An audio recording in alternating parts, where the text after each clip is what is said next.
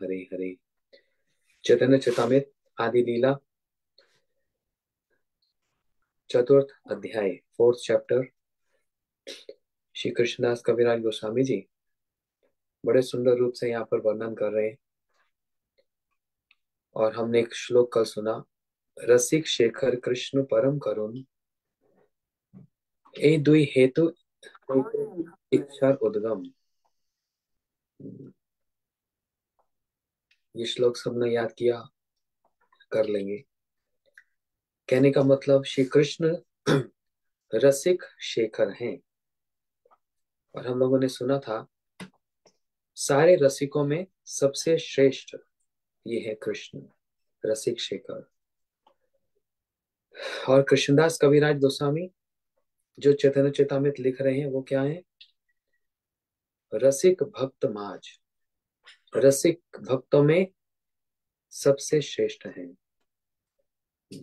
ये कल हम लोगों ने सुना था। और ये भी सुना था कि भगवान जब अवतार लेते हैं उनके अवतार का मुख्य कारण क्या है, प्राइमरी रीजन क्या है ना?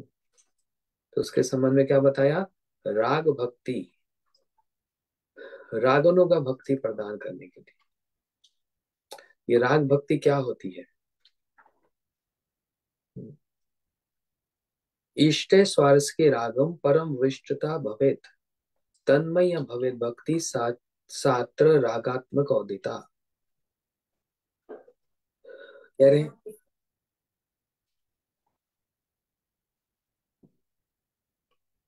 हरे कृष्णा।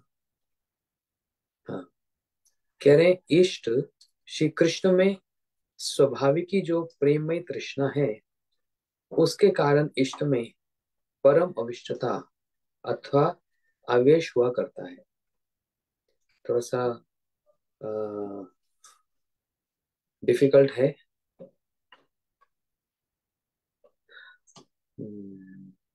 इसको आसान करके समझाता हूँ, इजी करके ना।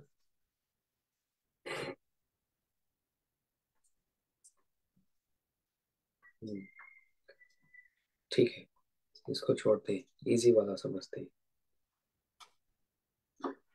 नहीं तो आप लोगों के समझ नहीं आएगा। हमारे लिए तो बहुत आसान है। अच्छा, कृष्णदास कविराज गोस्वामी जी कह रहे हैं, ऐश्वर्य ज्ञानते सब जगत मिश्रित, ऐश्वर्य शिथिल प्रेम नाही मोर प्रीत। भगवान कृष्ण ये कह रहे हैं, भगवान इस बात को कह रहे हैं, कह रहे हैं सभी लोगों की भक्ति मेरे ऐश्वर्य ज्ञान से मिश्रित है, मिक्स है। क्या मतलब? सारे लोग संसार में जो भक्ति करते हैं उनमें ऐश्वर्य ज्ञान है। ऐश्वर्य का मतलब होता है ऑपुलेंस, मतलब वहां पर दूरी है। मेरे को बड़ा मानते हैं, अपने आप को छोटा मानते हैं, बस मैं भगवान हूं और बस मेरी पूजा करते हैं, कोई प्रेम नहीं करता। लेकिन ऐसे ऐश्वर्य ज्ञान से, ऐश्वर्य शिथिल प्रेम नाही मोर प्रीत, इस ऐसे ऐश्वर्य ज्ञान से मेरा प्रेम कैसा हो जाता है? शिथिल हो जाता है, मतलब छोटा हो जाता है। जैसे अभी शायद आगे बताएंगे कृष्णदास कविराज गोस्वामी, इसको समझाने के लिए उदाहरण देता हूँ, एक एग्जाम्पल देता हूँ। अर्जुन कृष्ण के कितना प्रिय सखा है। अर्जुन सब समय कृष्ण के साथ एक ही स्थान पर सोते हैं, एक साथ ही खाते हैं। अर्जुन और एकदम गले लगाकर सोते हैं एक दूसरे को, इतने क्लोज हैं अर्जुन। जिन अर्जुन के लिए भगवान उनके ड्राइवर बन गए, सारथी बन गए, तो यहीं से पता लगता है कि कितना क्लोज है। लेकिन कुरुक्षेत्र के युद्ध में जब भगवान ने अपना विराट रूप दिखलाया, तो अर्जुन ने क्या किया? हाथ जोड़ लिए, हे भगवान मुझको क्षमा करना, मैंने आपको केशव बोला, मैंने आपको कृष्ण बोला, मैं आपको आदेश दिया, हे केशव मेरा रथ उधर ले चलो, हे केशव मेरा रथ उधर ले चलो।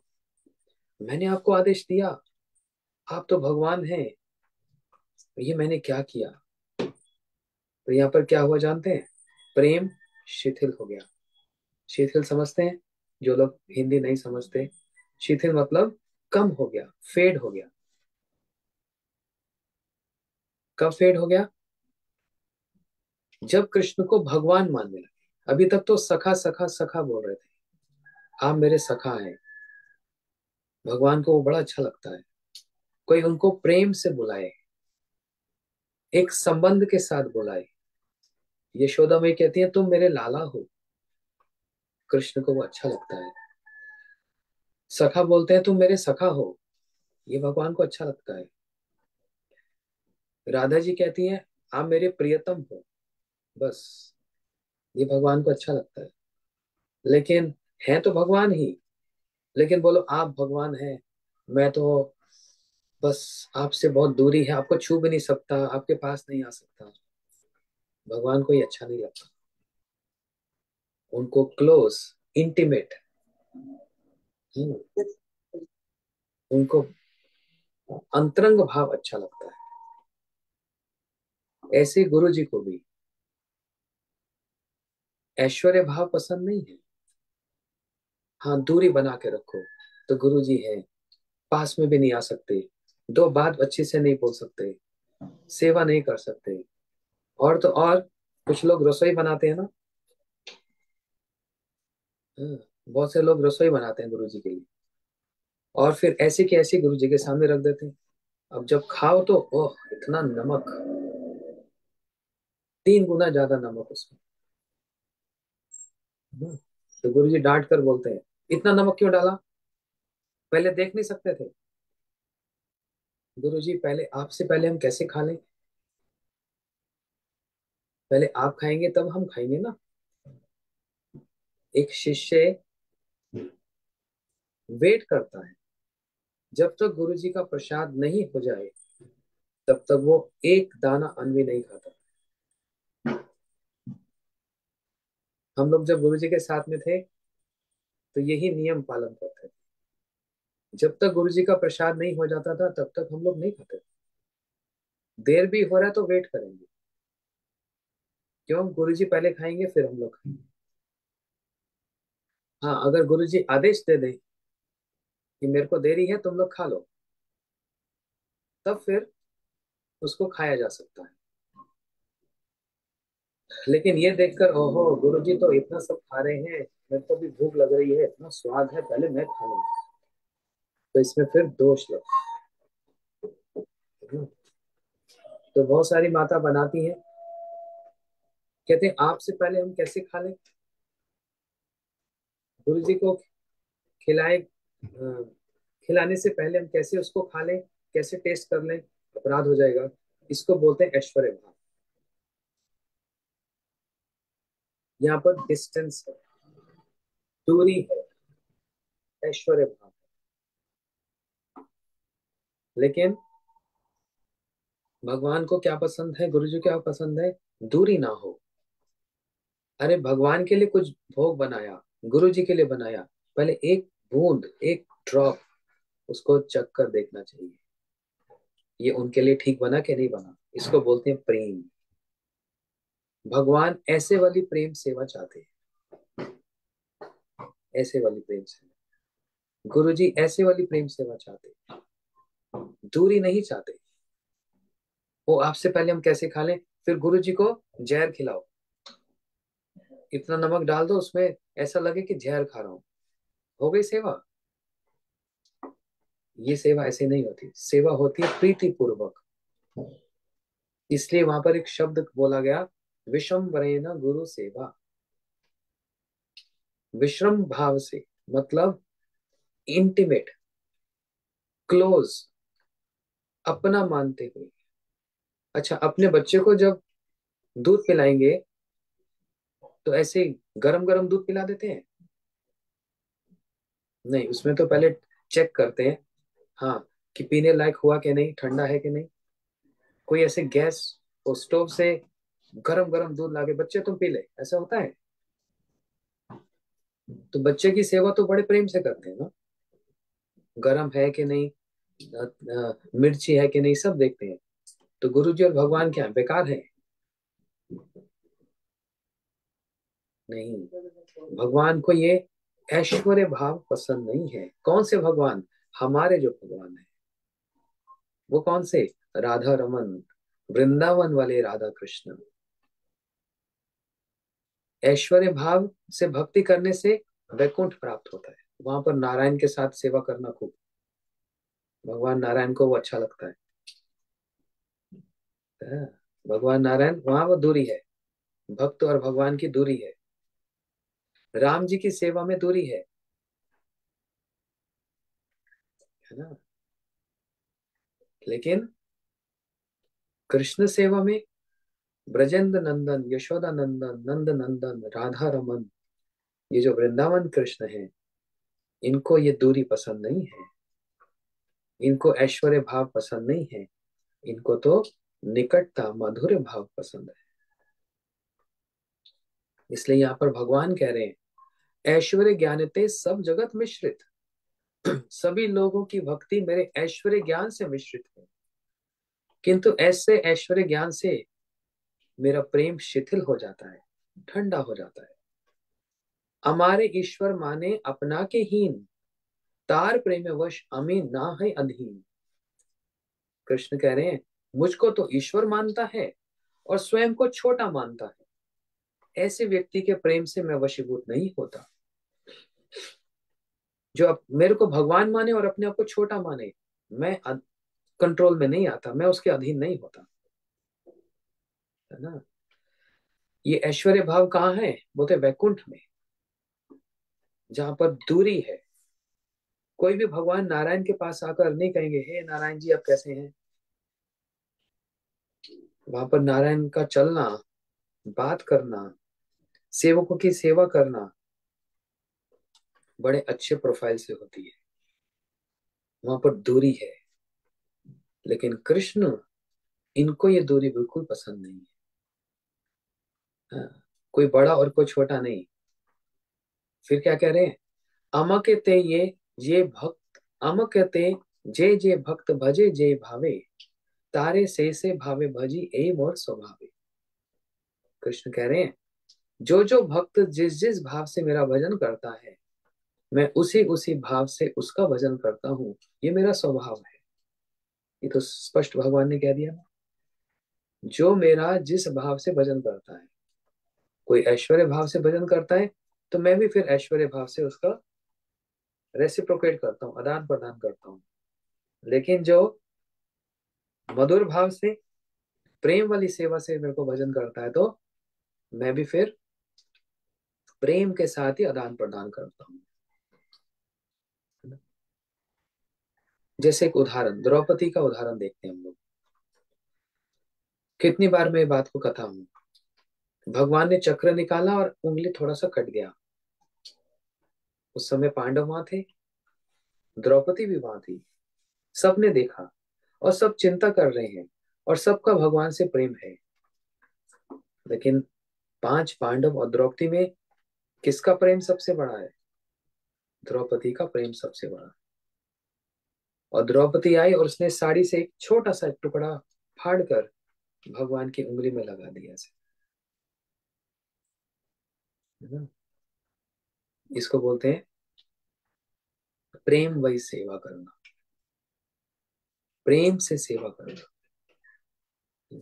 और दूसरा उदाहरण देता हूँ एक, मैं कंपेयर करके, कंपैरिजन करके बतलाता हूँ, तो बात और समझ आएगी। वृंदावन जैसा भाव संसार में और कहीं नहीं है।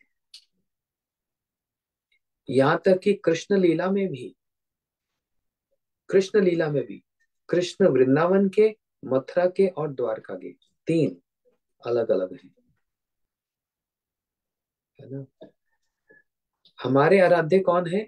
आराध्य भगवान ब्रजेश तन्यस, वृंदावन वाले, ब्रज वाले जो कृष्ण हैं, वो हमारे आराध्य हैं। अब मैं कंपेयर करके बतलाता हूँ, देखो अपने आप से पता लग जाएगा आपको क्या मतलब है ऐश्वर्य भाव और मधुर भाव, इसका डिफरेंस समझना। क्योंकि लीला से, एग्जाम्पल से इसको और अच्छे से क्लैरिटी हो जाती है। तो देखो, जब कृष्ण वृंदावन में थे, एक दिन जमुना जी में छलांग लगा दी। और जमुना जी में कौन रहता था? कालिया, एक सर्प, एक सांप कालिया, बड़ा विषैला था। पूरे पानी को विष से दूषित कर दिया था, विषैला कर दिया था। पक्षी भी उड़ते थे तो वो भी उसके विष के प्रभाव से गिर पड़ते थे। हाँ, लंबी कथा है, मैं उकालिया लीला पे नहीं जा रहा, बस आपको थोड़ा सा इसका इंट्रोडक्शन बतला रहा हूँ। पूरे ब्रज में हल्ला मच गया, कन्हैया डूब गया, कन्हैया डूब गया, कन्हैया डूब गया, जमुना जी में डूब गया। और सब हैरान हो गए, हाँ, उस जमुना जी में जहां पर कालिया सर्प रहता है।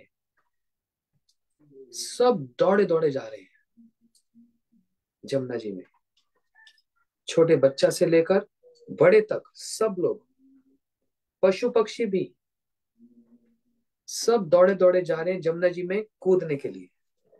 क्यों? कृष्ण जमुना जी में कूद गया ना। और यदि कृष्ण जमुना जी में है तो हम भी जमुना जी में हैं।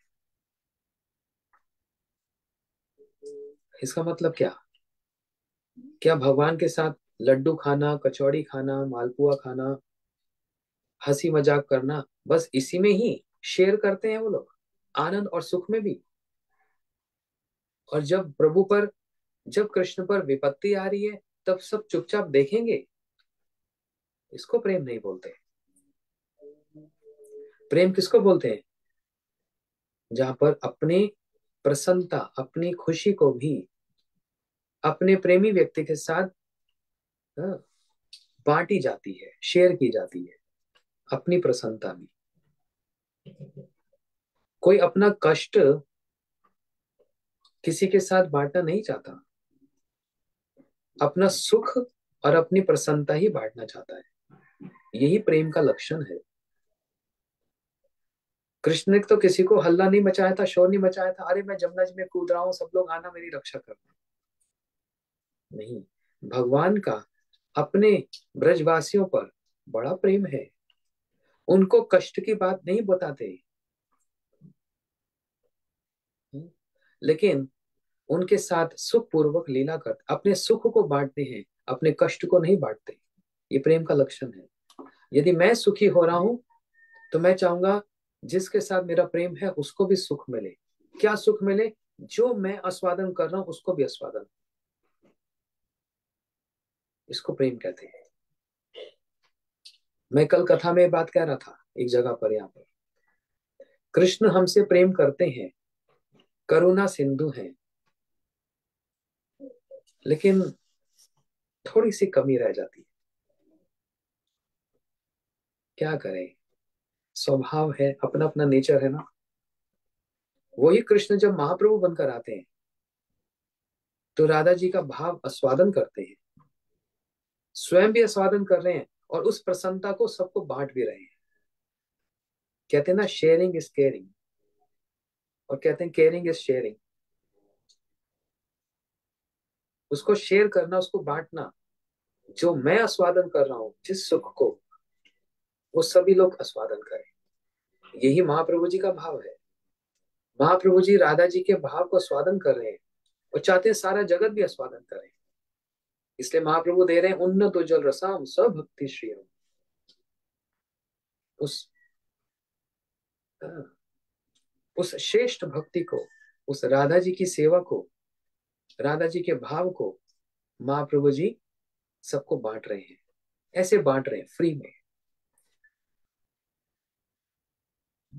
इसको बोलते हैं प्रेम। तो कृष्ण भी प्रेम जानते हैं, महाप्रभु भी जानते हैं, लेकिन दोनों को कंपेयर करेंगे तो महाप्रभु जी हाई है, ऊंचे हैं थोड़े से कृष्ण से। कृष्ण करुणा सिंधु है और महाप्रभु तो महावदन्य है, दानी, बहुत बड़े दानी है। ये अंतर है। इसलिए कृष्ण जमुना जी में कूद गए और जितने ब्रजवासी, ये सब दौड़े दौड़े जमुना जी में छलांग लगा रहे हैं, कूद रहे हैं, कूदना चाहते हैं, मतलब सॉरी। क्यों?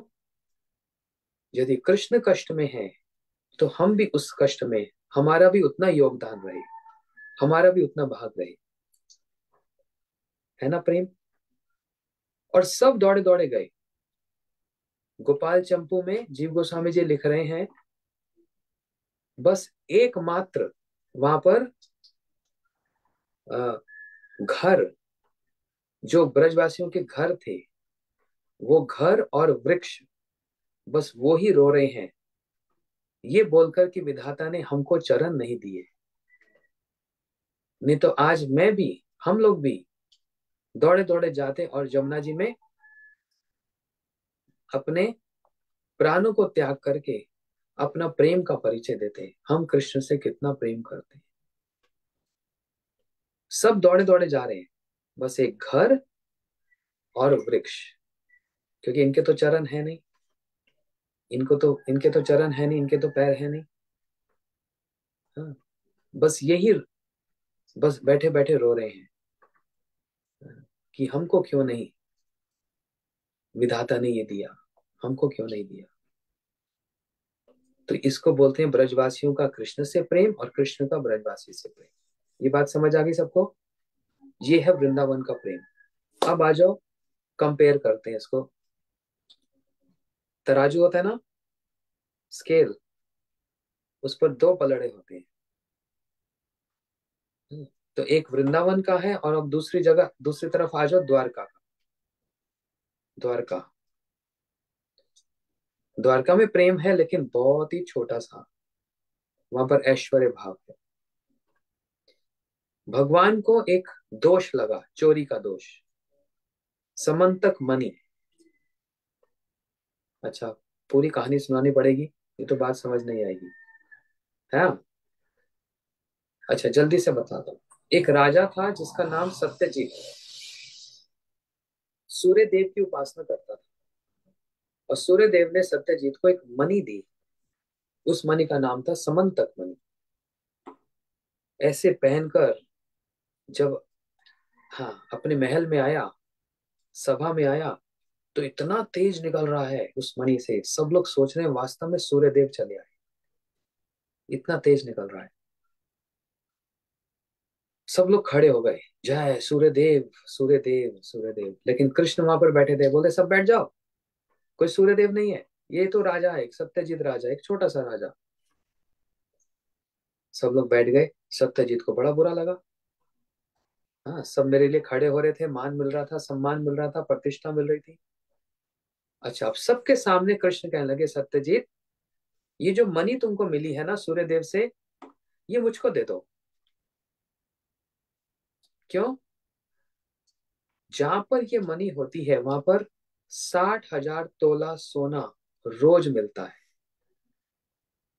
अब इंग्लिश में मेरे को नहीं पता तोला कितना होता है।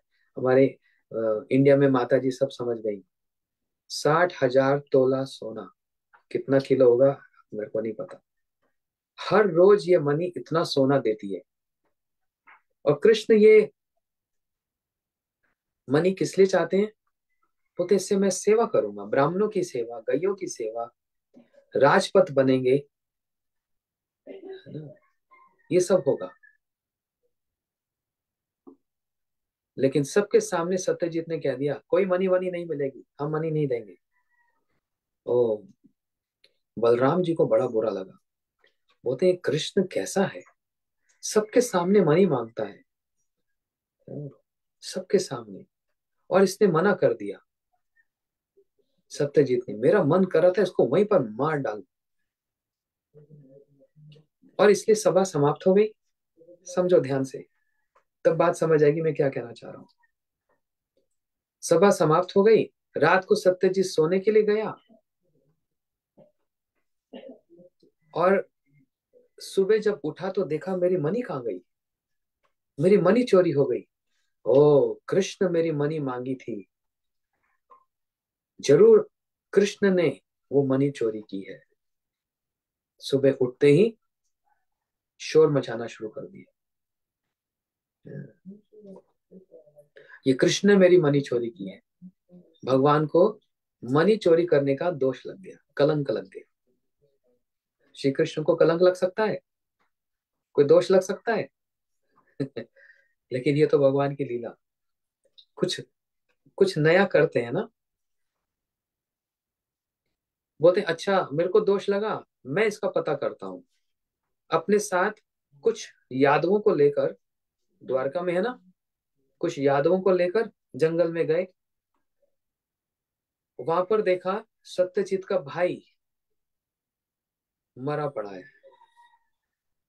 और जहां वो मरा पड़ा है उसके पास में शेर के पैरों का चिन्ह दिख रहा है।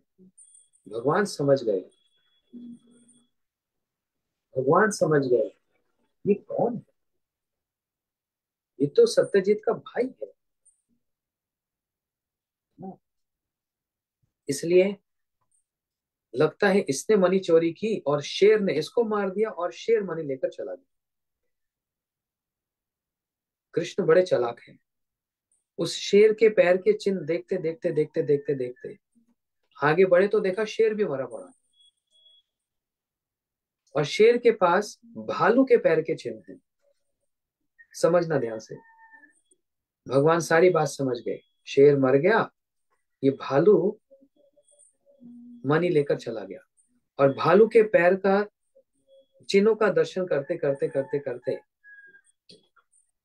जब एक गुफा में, एक केव, एक गुफा में वो पैर का चिन्ह समाप्त हुआ। अब कृष्ण सोच रहे हैं हम गुफा में जाएं और उस मणि को लेना है। यहां पर एक पॉइंट इंपॉर्टेंट है। जितने यादव थे भगवान के साथ, वो बोलने लगे कि हमको थोड़ा दोष लगा, दोष तो आपको लगा है, आप जाओ, क्योंकि आप तो भगवान हो ना, आपको तो कुछ नहीं होगा। लेकिन अंदर अगर मगरमच्छ, क्रोकोडाइल होगा, सांप होगा, हमारा तो राम नाम सत्य हो जाएगा, हम तो मर जाएंगे, कोई खा जाएगा हमको। लेकिन आप तो ईश्वर हैं, आप तो भगवान है, आपको क्या होगा? आप तो कुछ नहीं होगा। सब गुफा के बाहर रुक गए और कृष्ण अकेले गुफा में गए। सोचो, कृष्ण अकेले गुफा में गए। इसको बोलते हैं ऐश्वर्य भाव। कृष्ण भगवान है, इनको थोड़ा कुछ होगा। सब लोग बाहर रुक गए। कहाँ प्रेम है कोई प्रेम? ये कोई प्रेम नहीं है। अपने को छोटा मान लिया, भगवान को बड़ा मान लिया। लेकिन वृंदावन में क्या हो रहा है? सब जमुना जी में कूदने जा रहे हैं। यदि कृष्ण जमुना जी में, तो हम भी जमुना जी में। इसको बोलते हैं प्रेम।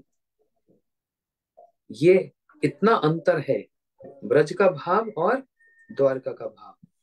यही बात गुरु जी, जब हम लोग छोटे छोटे थे, गुरु जी की कथा सुनने जाते थे, गुरु जी इस बात को इतना हाईलाइट करते थे, इतना इसको बताते थे कि ब्रज का भाव बिल्कुल अंतरंग वाला है, प्रेम वाला भाव है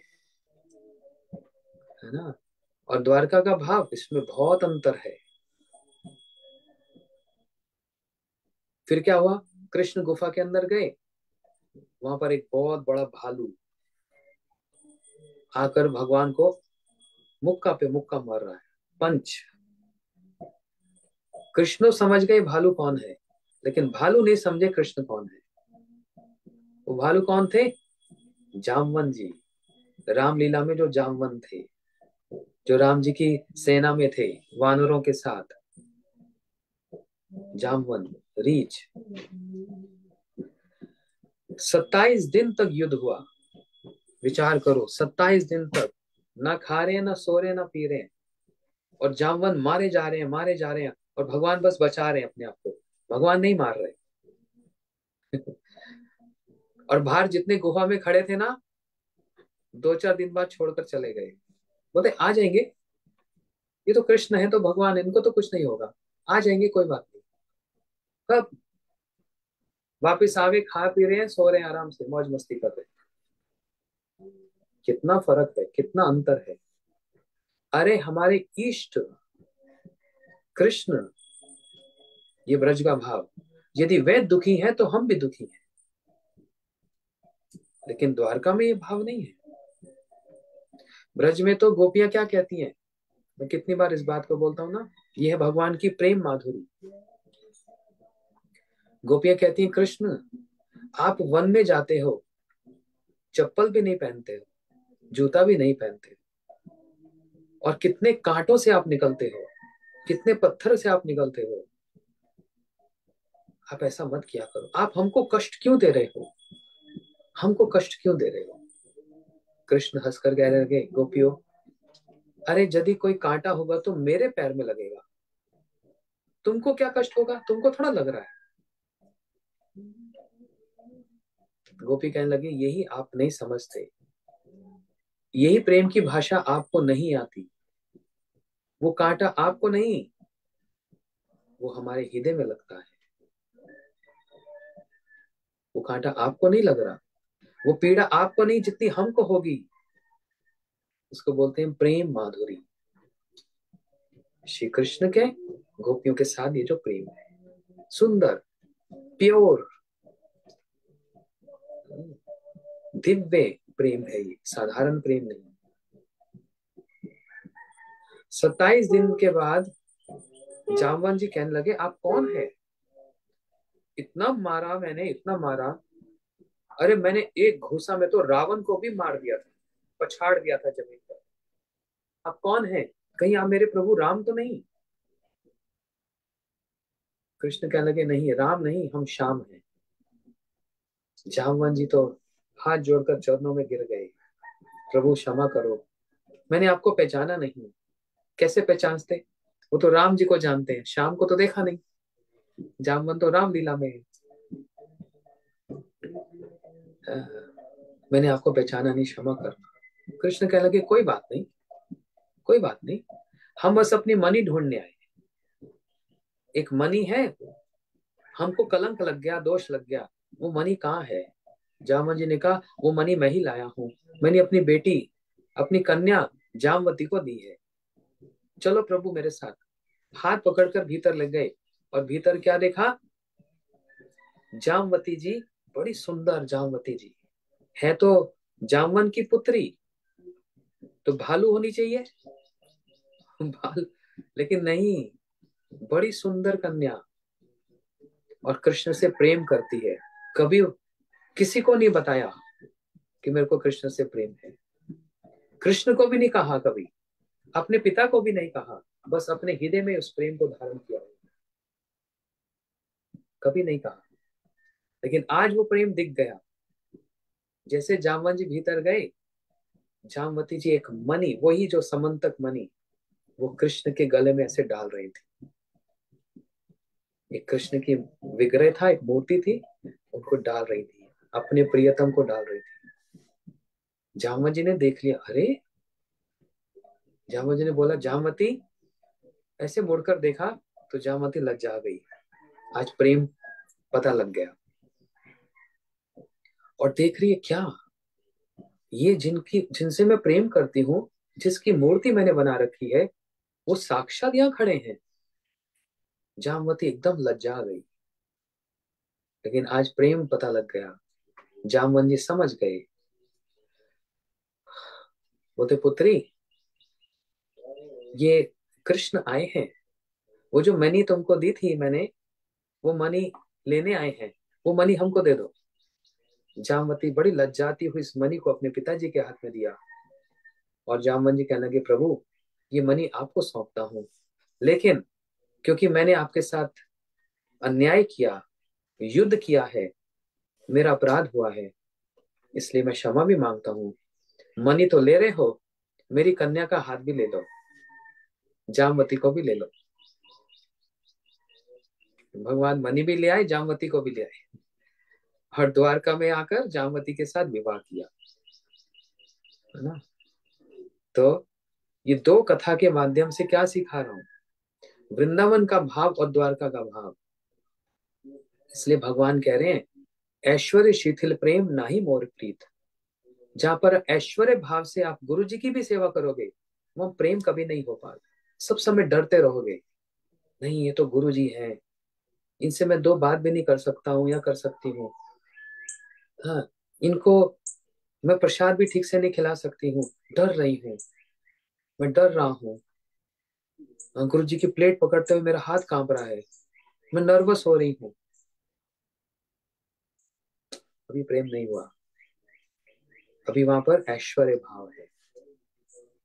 और ये बात ना भगवान को पसंद, ना हमारे गुरु जी को पसंद है ना। ये सीखना है। ऐश्वर्य शिथिल प्रेम, ये भी बहुत इंपॉर्टेंट श्लोक है।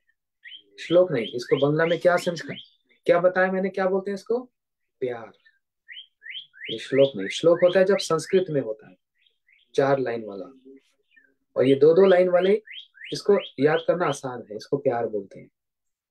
तो कह रहे हैं, "हम्म, जो जो भक्त जिस भाव से मेरा भजन करता है, मैं उसी उसी भाव से उसका भजन करता हूँ, ये मेरा स्वभाव है।"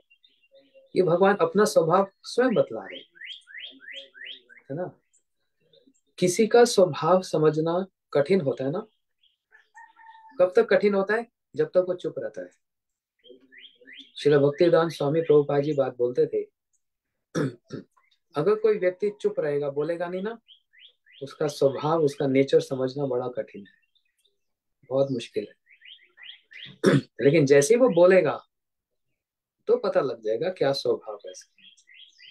मुंह खोलते ही पता लग जाएगा। लेकिन जो मुंह ही नहीं खोलेगा, चुपचाप रहेगा, बड़ा मुश्किल है उसको जज करना। इसलिए हम लोग क्या करते हैं, जानबूझकर उसका मुंह खुलवाते हैं, कुछ तो बोल, तू नर्वस हो रहा है, तुमको सेवा करनी है, कुछ तो बोल। और जब वो बोलेगा तो हाँ, अब पता लग रहा है तुम्हारा स्वभाव कैसा है। तुम थोड़ा शर्माता है, या फिर तुम बहुत ज्यादा बोलता है, या तुम बहुत कम बोलता है, नेचर। लेकिन कोई अपना नेचर स्वयं बता दे, अपना स्वभाव बता दे, फिर तो कितना आसान हो गया ना, कितना इजी है। यहाँ पर भगवान अपना स्वभाव बतला रहे हैं, कह रहे हैं ये मेरा स्वभाव है। हम्म।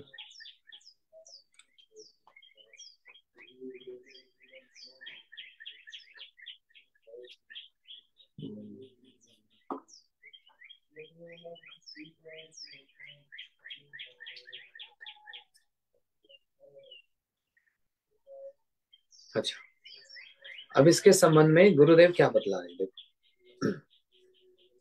बोलते हैं जो ऐश्वर्य ज्ञानी भक्त हैं,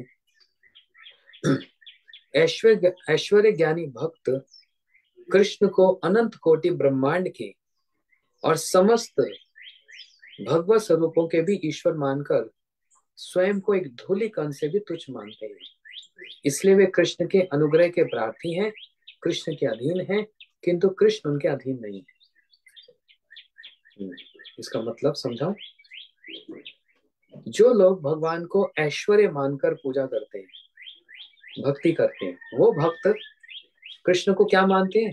ये तो अनंत कोटि ब्रह्मांडों के मालिक हैं, ये तो सारे अवतार के अवतारी हैं, ये तो इतने बड़े हैं, और मैं क्या हूं? मैं तो उनकी धूलि का, चरण की धूलि का एक कण भी नहीं हूं। मैं कितना छोटा हूं, मैं कितना तुच्छ हूं। इसलिए हे भगवान, आप मुझ पर कृपा करो। जो ऐसा बोलते हैं ना, उसमें गुरुदेव क्या कितनी सुंदर बात बतला रहे हैं। गुरु जी कह रहे हैं, जो ऐसा मानता है वो अपने आप को भगवान के अधीन मानता है। मैं कृष्ण के अधीन, ध्यान से समझना, मैं कृष्ण के अधीन हूं, लेकिन कृष्ण उसके अधीन नहीं होते। ये अंतर है, ये डिफरेंस है। मैं कृष्ण के अधीन हो गया क्योंकि वो बड़े हैं, मैं छोटा हूं, मैं उनके अधीन हो गया, लेकिन कृष्ण उसके अधीन नहीं होंगे। लेकिन जो प्रेम वाली सेवा है, उसमें क्या किया जाता है? भगवान को अपने अधीन किया जाता है। जैसे यशोदा मैया, यशोदा मैया कृष्ण के अधीन है, कृष्ण यशोदा मैया के अधीन है। वृंदावन के जो सखा हैं, क्या वो कृष्ण के अधीन है? नहीं, कृष्ण उनके अधीन है। जो गोपियां हैं, ये कृष्ण के अधीन है, कृष्ण गोपियों के अधीन है। समझ रहे हो? ये अंतर है।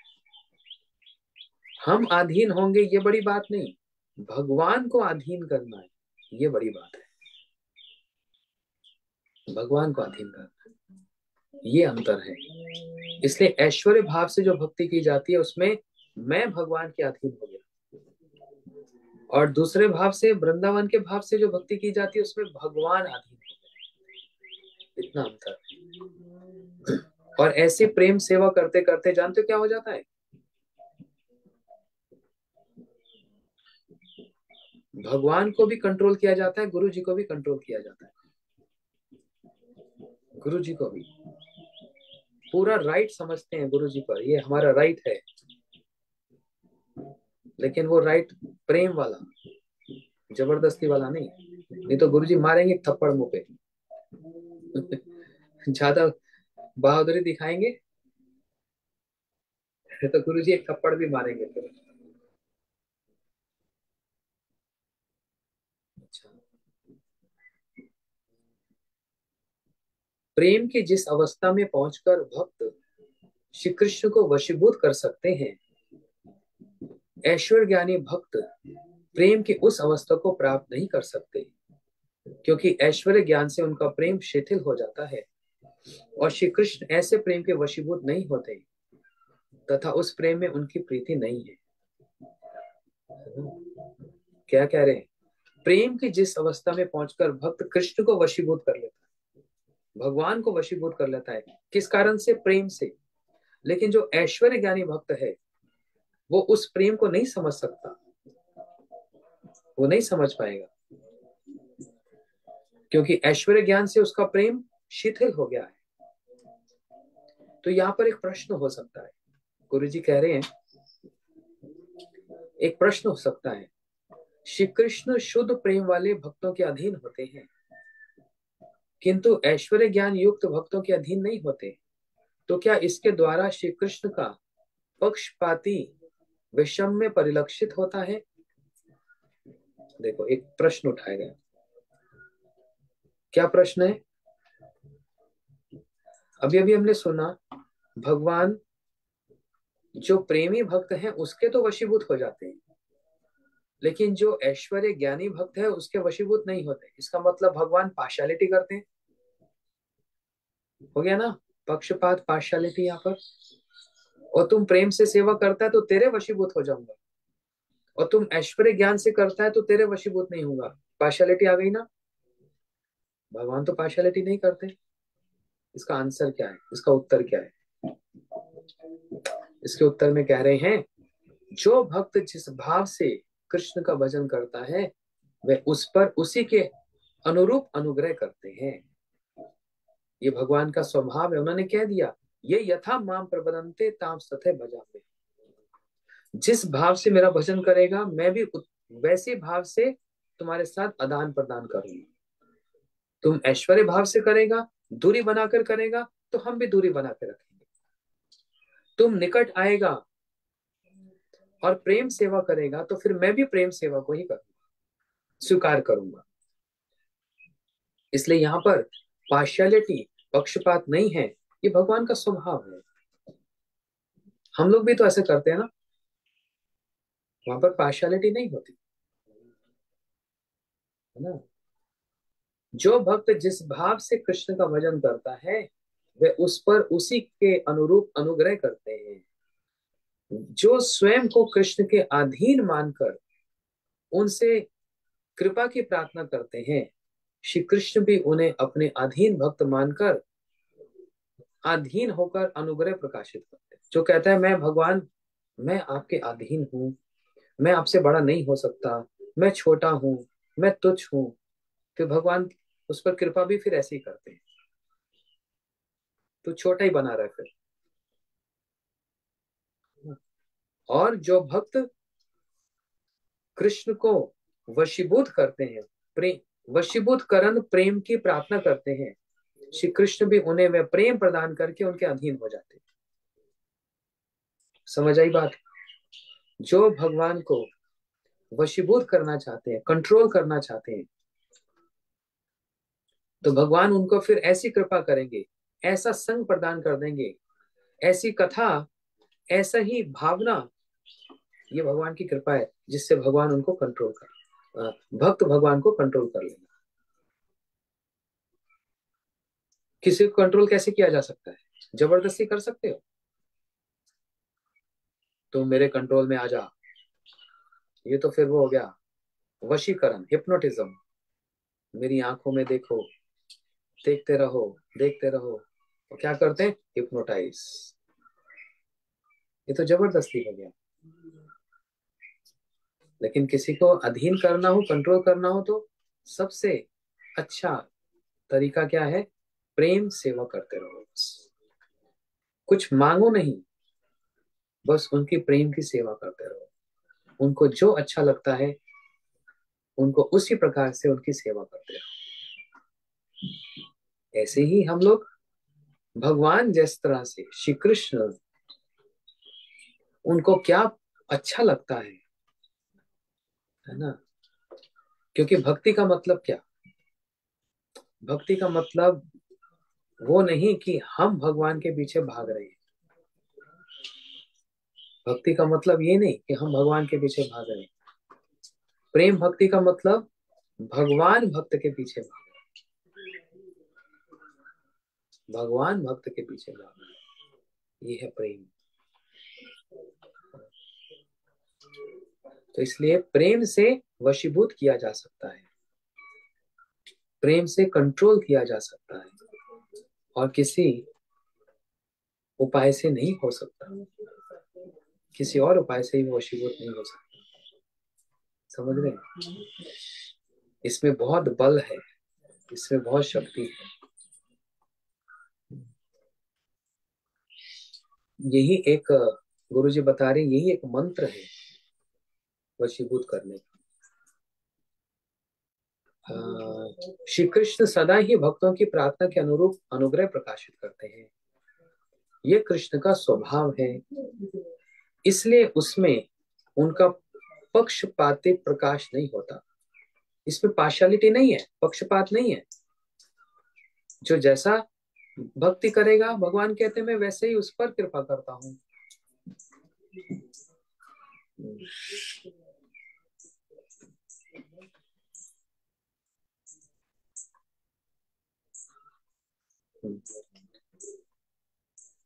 अच्छा, इसके बाद कहते हैं ये यथा माम प्रवदन्ते ताम सथे भजाम्य हम, मम वर्तमान वर्तन्ते मनुष्य पात सर्वशा। ये श्लोक भी याद कर लेना, सबको श्लोक याद कराना। सब पंडित बन जाएंगे एकदम। एक साल के बाद सब कथा बोलेंगे, है ना? अभी ट्रेनिंग हो रही है। 2024, 2024 जनवरी फरवरी शुरू हो गया। अगले साल फरवरी में सब कथा बोलेंगे। सबसे कथा सुनवाऊंगा मैं। बोलो, सब कथा बोलो, जो जो श्लोक याद कराया उसको सब याद करना। ये गीता का सबसे बड़ा सबसे महत्वपूर्ण श्लोक है। इसमें भगवान अपना स्वभाव बतला रहे हैं, अपना नेचर बतला रहे हैं। ये यथा मां प्रवदन्ते, भगवत गीता 4.11, चौथे अध्याय का 11वां श्लोक। ये यथा मां प्रवदन्ते ताम सथे भजाम्य हम, मम वर्तमान वर्तन्ते मनुष्य पार्थ सर्वशा। क्या कह रहे हैं? हे पार्थ, हे अर्जुन, जो मेरी जिस भावना से उपासना करता है, मैं उसे उसी भाव से प्राप्त होता हूँ। सभी मनुष्य मेरे ही पथ अर्थात मेरे द्वारा प्रदर्शित पाथ के अनुगामी हैं।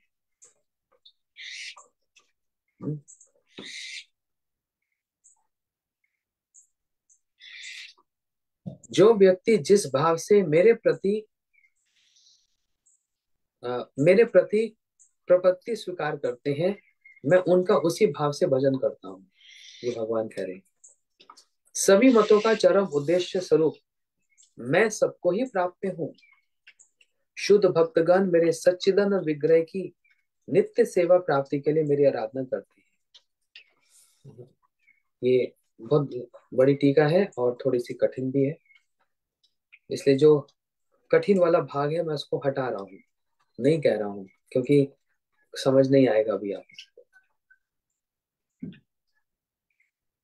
हाँ, उसके आगे देखो कितनी अच्छी बात है। अब भगवान अभी तक तो बता रहे थे मैं वशीभूत नहीं हो सकता ऐश्वर्य प्रेम से। हाँ, फिर अब हो कैसे सकता हूं, अब ये बतला रहे हैं। मोर पुत्र मोर सखा मोर प्राणपति, ए भावे जय मोर करे शुद्ध भक्ति।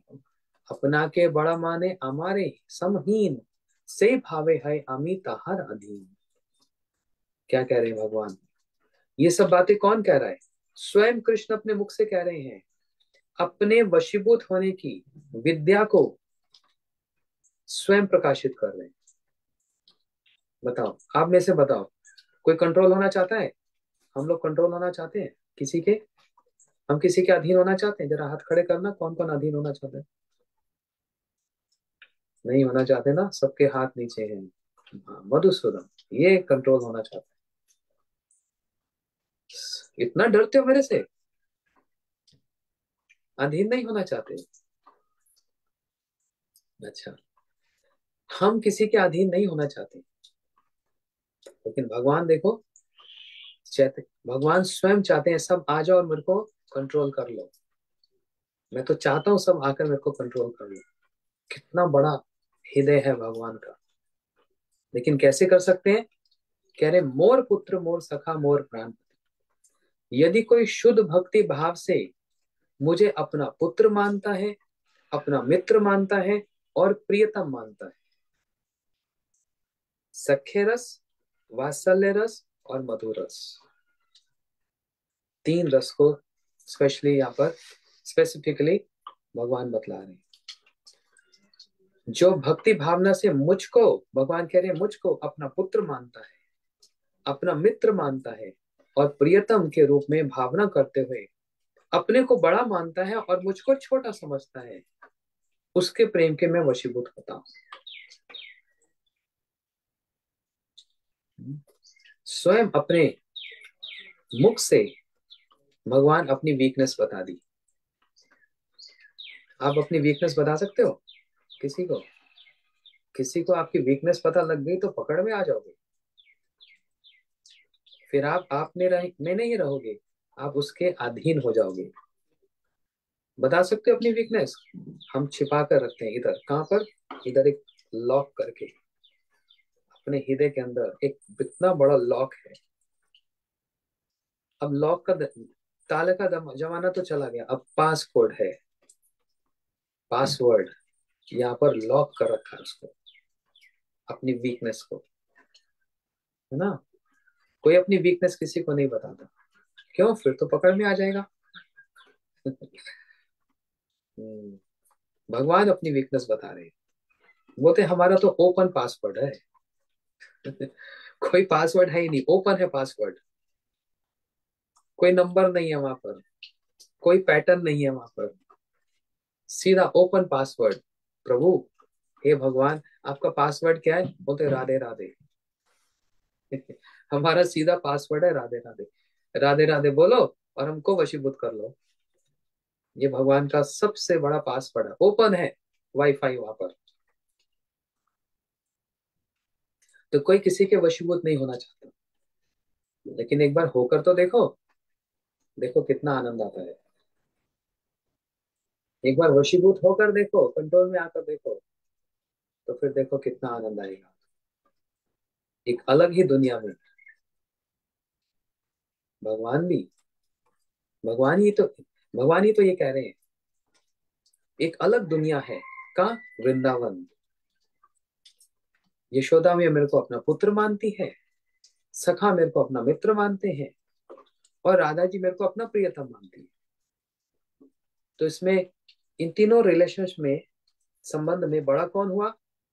यशोदा मैया बड़ी हो गई, सखा बड़े हो गए, राधा जी बड़ी हो गई, और कृष्ण कह रहे मैं क्या हुआ? मैं छोटा हो गया, इसलिए मैं उनके प्रेम के वशीभूत हूँ।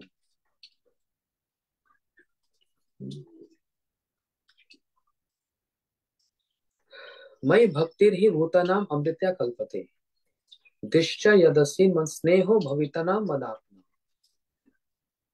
मेरे प्रति भक्ति ही जीवों के लिए अमृत है। हे गोपियों, मेरे प्रति तुम्हारा जो स्नेह है वही एकमात्र तुम लोगों का मुझे प्राप्त करने का कारण है। श्री कृष्ण कुरुक्षेत्र में गोपियों से मिले इतने सालों के बाद, इतने वर्ष, लगभग 70 वर्ष के बाद। विचार करो, गोपियां कृष्ण से कितना प्रेम करती हैं, कभी कृष्ण को भूली नहीं। कृष्ण गोपियों से कितना प्रेम करते हैं, कभी गोपियों को, राधा जी को भूले नहीं। द्वारका में भी रानी के साथ रहते हुए भी राधा जी को स्मरण करते हैं हर रोज, हर क्षण। और फिर उनका मिलन हुआ कुरुक्षेत्र में। जब कुरुक्षेत्र में मिलन हुआ तो देखो भगवान क्या कह रहे हैं। बोलते हैं, मई भक्ति ही भूतानाम अमृत्या कल्पते।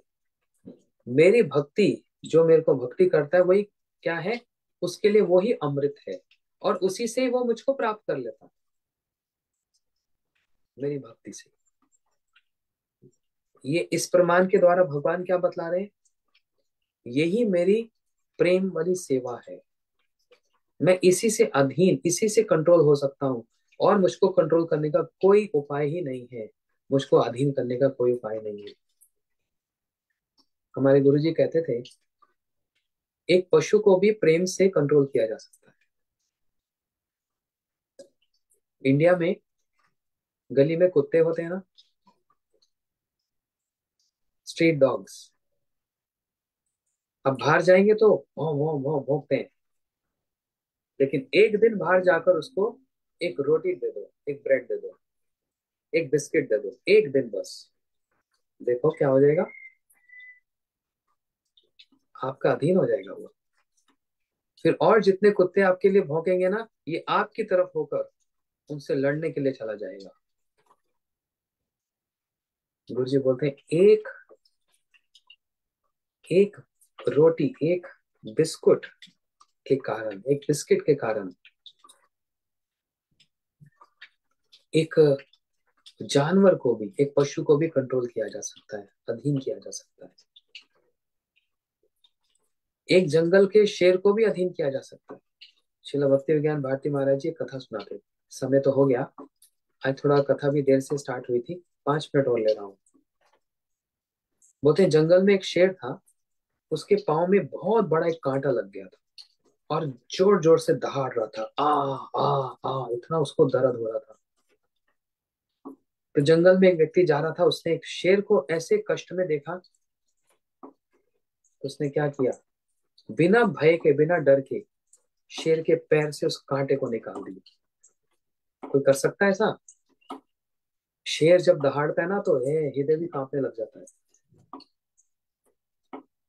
लेकिन उसने निकाल दिया। और शेर तो बेचारा वहीं पर रो रहा है, उसको बहुत दर्द हो रहा है, लेकिन ये चला गया, जंगल में जा रहा है। और उसी समय राजा के यहाँ पर, वहां का जो राजा था उसके यहाँ पर चोरी हुई, और सिपाही चारों तरफ ढूंढ रहे हैं, तो चोर कहाँ है, चोर कहाँ है। तो इसको पकड़ लिया जो जंगल से जा रहा था, तूने चोरी की ना, चल तेरे को पकड़कर राजा के पास ले जाती। राजा को बोला, महाराज यही चोर है, इसने चोरी की है। तो राजा ने बोला, इसको मृत्यु दंड, डेथ पनिशमेंट दे दी जाए। और वो कैसे, इसको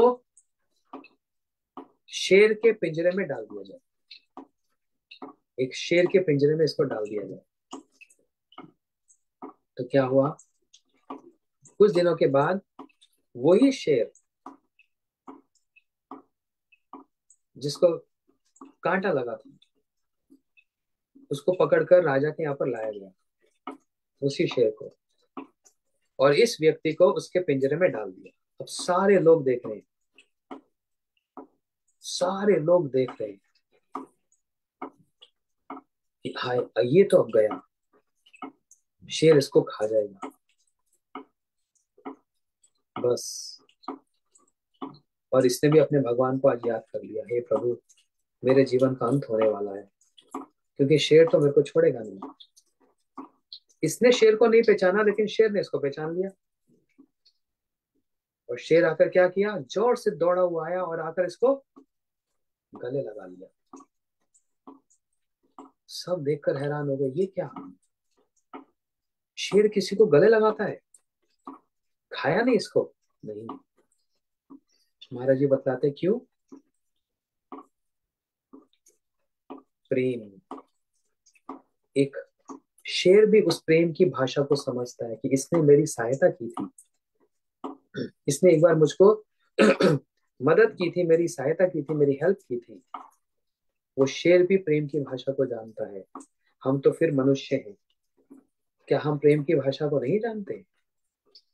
हम भी प्रेम की भाषा को समझते हैं।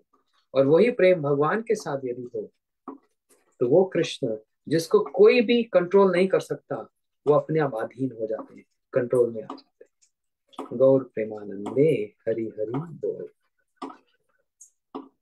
तो हमारी कथा यहाँ पर, अभी 3 दिन की छुट्टी, सैटरडे संडे मंडे, 3 दिन की छुट्टी होगी। हमारी कथा नहीं हो पाएगी क्योंकि मैं यहाँ से जा रहा हूँ, हमारी ट्रैवलिंग है। अब हम कथा सुनेंगे ट्यूसडे, मंगलवार को। 3 दिन आराम करो और जो श्लोक बोले उसको याद करो। आराम का मतलब, रेस्ट का मतलब क्या? सोना रेस्ट नहीं है। जो श्लोक मैंने बताए, प्रेम रस निर्जास कोरिते आस्वादन, राग मार्ग भक्ति लोके कोरिते प्रचारन, ये वाला श्लोक। और दूसरा, ऐश्वर्य शीतल प्रेम नाही मोर प्रीत, सेकंड। तीसरा, ये यथा माम प्रवदन्ते ताम सथे भजाम्य हूँ, गीता जी का श्लोक। ये 3 श्लोक सब लोग याद करना। और फिर हम ट्यूसडे को, मंगलवार को इसी समय फिर हम कथा को सुनेंगे। गौर प्रेमानंदे हरि हरि बोल। चैतन्य चेतामृत की जय।